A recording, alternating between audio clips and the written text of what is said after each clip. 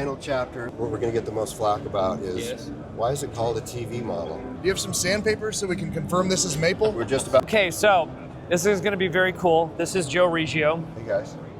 This is Daniel Escariza. Joe, we were talking yesterday. Your title, and we've landed on guitar maker. Yeah? I like that. Guitar maker. Yeah, I am a guitar maker. So if you don't know who Joe is, Joe to me is like the authority on, and this is just the one dimension on a lot of things. A lot of things, but your refin, your preservation of guitars, your aging of guitars is like, you're like the benchmark. Oh, well, thank you, man. That's like, That's sweet. so that's how I think of you. So Yeah. so what we're gonna do, It's the finisher side. So yeah, the guitar maker, guitar finisher. guitar maker, guitar finisher. Not a luthier. Let's get that Not a straight. luthier. I get called that almost daily, and I correct people. That's not. Do you mind explaining that a little bit? That's a good question. Yeah. Sure. I mean, I always kind of I break it down. Philosophical. To me, a luthier is someone who can make a guitar out of trees and glue. You know, and they do a lot more than I do. I see. That's interesting. And that's on Yeah. the repair side. You know, because I've been a guitar repairman and guitar tech for almost 40 years, people assume I'm a luthier. Yeah. Because I make guitars, which I guess technically there's a. I see there's the a range. distinction. Yeah, but- Yeah, that's really interesting. To me, I think a luthier is somebody who can make an acoustic guitar out of raw materials. Yeah. You know? And it's not really your passion. Safe No, to say? no, Yeah, it's your not. your Yeah. passion is taking like, would you say your passion is taking like something that's vintage and bring it back to life? Absolutely. Or on make many take, levels, not yeah. just finish, but yeah. Yeah. So But- not just the finish, but even say electronics, pickups, Yes, pots, absolutely. all of that. Yeah. Okay. Yep. So if you haven't seen, he did a great video with Mason from Vertex where, what was it? It was just a It was a reissue Les Paul. reissue. an Was it R9. Custom Shop or USA? Yeah, it was a custom shop R9. Okay. And then you made it. We did a full makeover on that. Lots of parts, full refinish, down to the wood, put Yeah. my vintage spec refinish on it, aged it. Feels like an old guitar now. What is your vintage spec? What talk about that? Yeah, so just as thin of lacquers as possible, and with as little amount of plasticizer as possible. For a long time, some of us finishers in my world were trying to use stuff with no plasticizer, and that's not the way to go. Those are the finishes you see falling off. Yep. Yeah, you want a little bit in there, but not too much. The concept makes sense. Yes. But in practice, Yeah.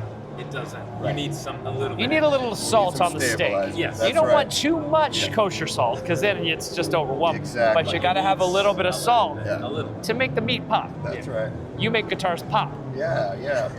See what I did? Okay. All right. So I guess what we should do is, I think, maybe look at some examples of what we have here. Just talk Sure, about yeah, it. yeah. We'll just keep it easy breezy. This is very cool. I thank you for doing this. Yeah. This one.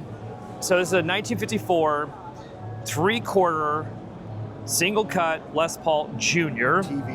TV model. So I'll let you take it away because we were talking yesterday about this Yeah, yellow and TV. You guys asked my opinion on this unusual example. It's unusual in more than one way. One, more than one way, 2 or 3 ways.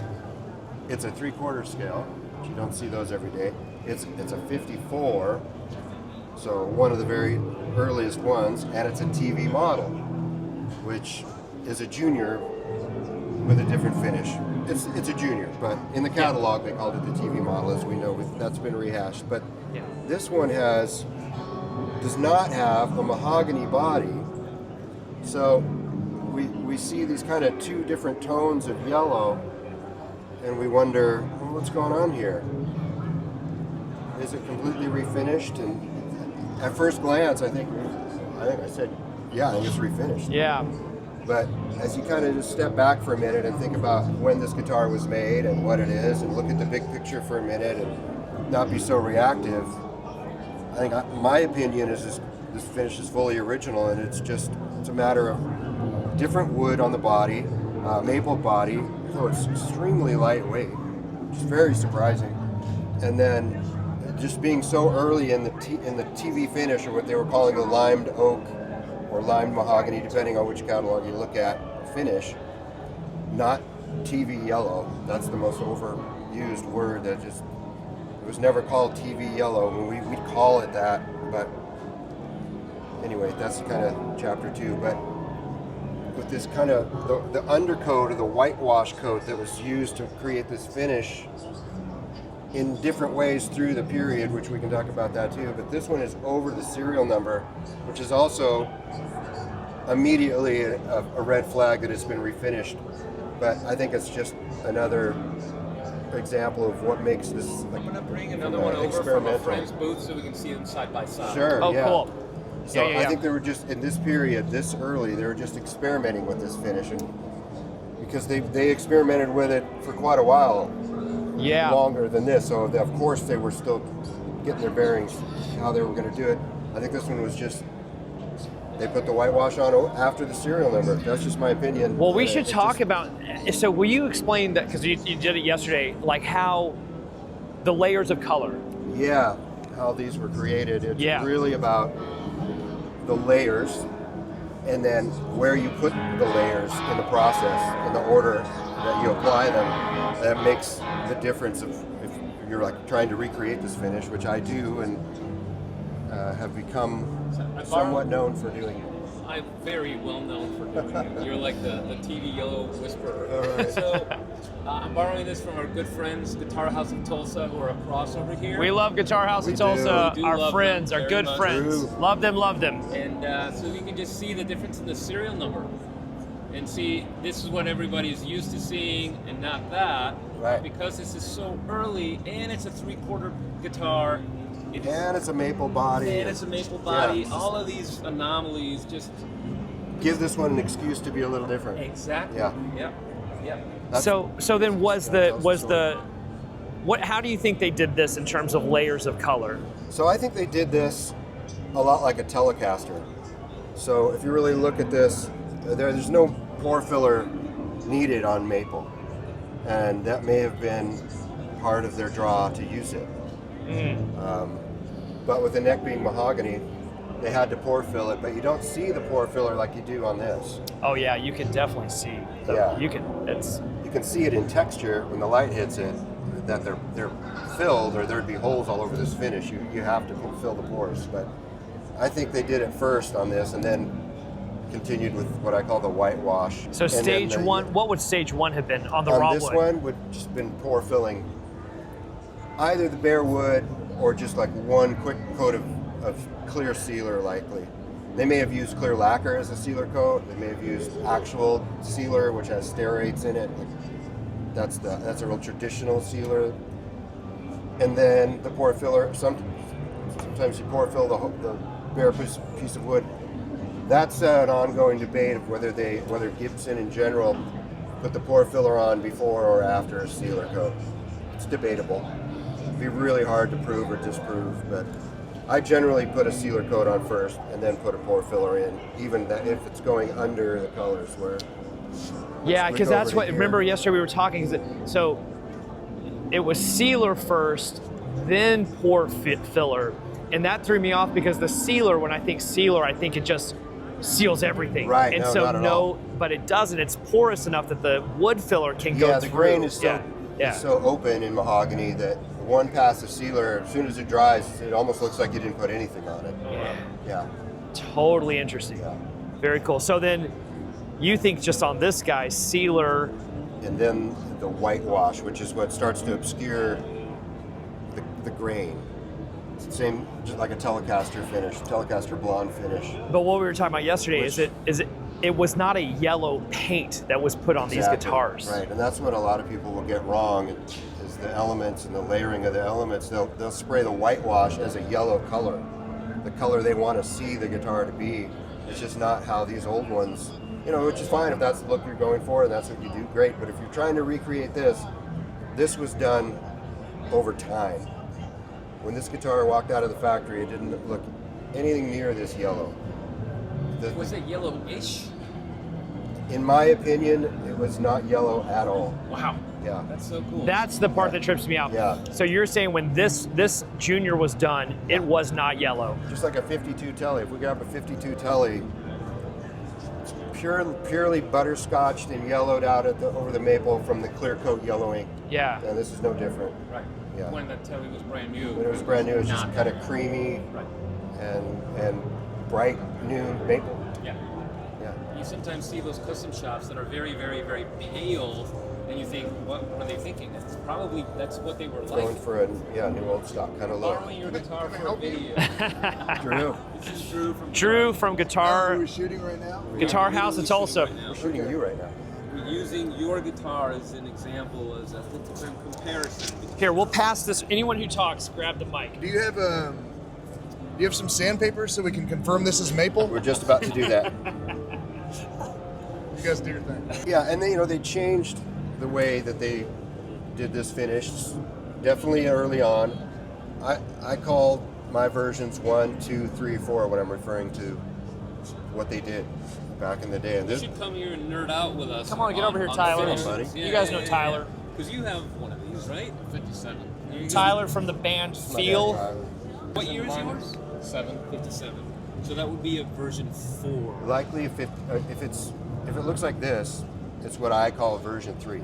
3. Okay. Yeah. I feel it's a little deeper than this, but Yeah. it's pretty much like that. Okay. As opposed to banana bright. Yeah, it's not bright. It's not like Yeah, a double which cut. is what I would call It's a little version smoked 4. out. Oh, I know exactly what you're You know talking what I about. mean? Yeah. Well, let's go through your 4. Okay. Let's talk about Yeah, the 4. so this kind of falls in line of the time where what I would call version 1 and 2 were used.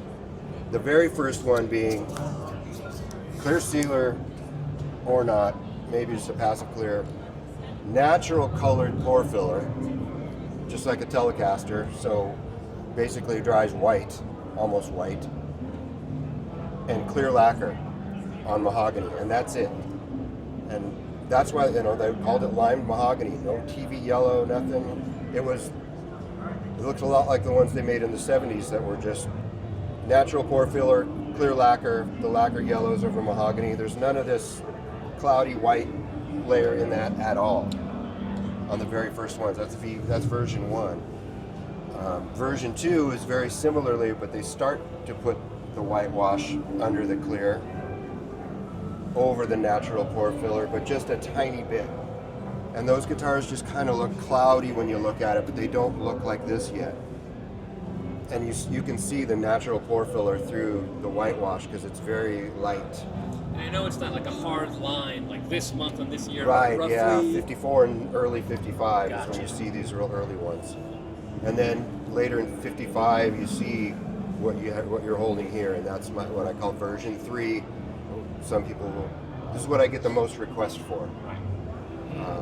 It's the ones we see the most often. Yeah, too. they'll call a lot of people will say the wheat colored one. I can see that, yeah. Yeah. So, and that's when the undercoat, or what I've been calling the whitewash, is sprayed on before the pore filler. And then they use this medium colored pore filler, which is the real big secret. So a lot of times you'll see people use a dark walnut pore filler on that, and the contrast is just too much. Too much. Yeah. That's why this is so mysterious, because when you look at it, what am I looking at? Am I looking at the wood, but it's white, but it's mahogany, but it's got this kind of dark grain? That's why. It's a medium colored pore filler over using the whitewash as the sealer now. So now that's the first thing that goes on the bare wood, and it leaves all these pores open. So as it ages, it yellows even more. Right, because yellow now clear lacquer goes on top of the whitewash, the medium pore filler, clear lacquer. Over time, the clear lacquer yellows, and you get this. Right. Version 4 is exactly the same. Again, guys, this is just my opinion from my own eyes, dissecting so many of these and recreating it. Is the exact same process, same order of elements going on, but the color of the undercoat changes to more of what you see in a Telecaster, a cream colored. This, we talk about this too, and when you look at it, it looks kind of cream when you see Yeah. areas of it. But if I showed you the two paint cans of just the material, this is a very light lavender color, very pale purple. Yeah, you showed us that yesterday. Where's that at? Yeah, there's one spot you can Is it really this one see that we were it. looking Yeah, at? you Yeah, can. yeah. It looks kind of gray, kind of a gray clay color. And that is the white. That's the whitewash. That's the whitewash. on version Kind 3. of see it on the top of the headstock too, maybe. Mm-hmm. Yeah. And then, so here you go. Now we have variants within those.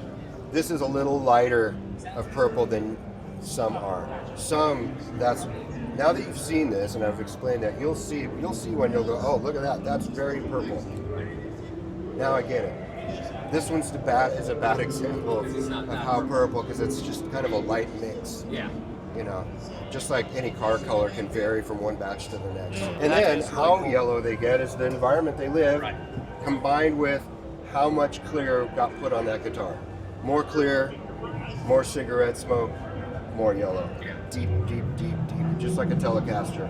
Same thing, that's why the early blackguards are butterscotch and the later 50s ones are blonde. There's more clear on those early guitars. Yeah.